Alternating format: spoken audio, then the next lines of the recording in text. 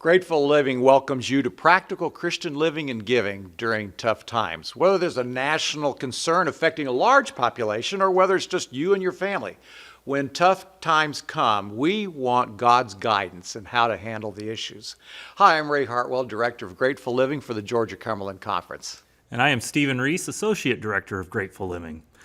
When you come from a hard-working background, it's hard to admit when tough times are tough, that you are just not making it. You don't want people to think you're not able to do your part. Mm-hmm. Or you say, hey, I don't have enough, I'm not hustling. And then if you lose your job, especially if you're a man, there's a whole self-worth and self-esteem issue.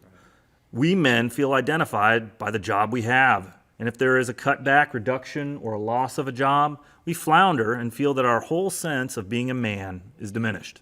Many people have gone through a personal financial crisis or a downtime. Sometimes even with what you can do and with all your willingness to make changes and seek new job opportunities, you may still find yourself coming up short every month while your family is depending on you. That's when it's time to put your pride on the shelf. And there are several ways you can do that in tough times. So these are some great suggestions to do. Number one, if you're out of a job, be willing to look for another job. Any job sometimes. Don't wait on the sidelines believing you have to have the same job at the same pay as the one you lost. Look for any opportunity during these times. And when you find something, even if it is a little less than you wanted before, work hard at it. Give it 110%. And when another opportunity opens up, you can be the first in line for that new opportunity. And your previous efforts may be appreciated and pay off. That's right. Be willing to accept help. That may mean collecting unemployment while you look for another job. Let your church family, this is a big one, let your church family minister to you. Yes. The body of Christ is there to support one another through the ups and downs.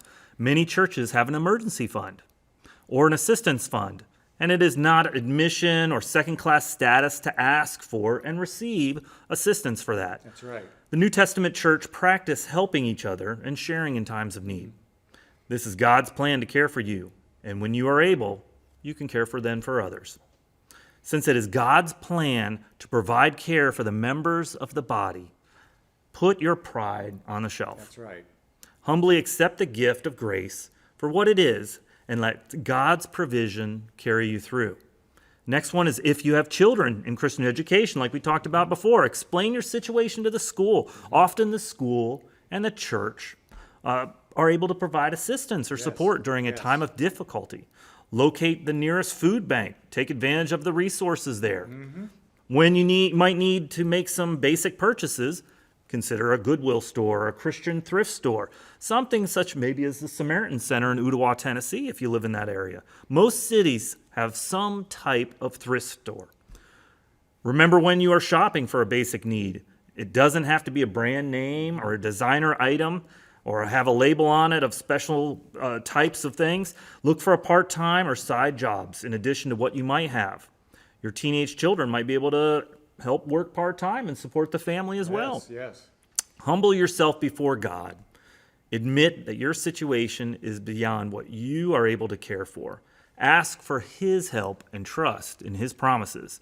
And always remember to be faithful with God's tithe and your offerings, no matter the size of your income, and trust that God will see you through.